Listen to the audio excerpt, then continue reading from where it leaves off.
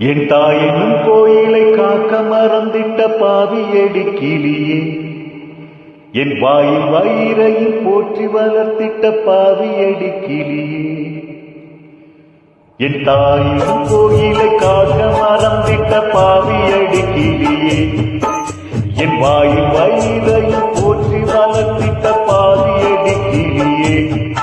என்ன தொட்டாலும் பார்த்தாலும் தோஷம் அடிக்கிளியே, எனக்கு ஏழேழு ஜென்மத்திலும் மோட்சமில்லை கிளியே. என் தாயின் கோயிலுக்காக மறந்திட்ட பாவி கொடி கிளியே, என் வாயில்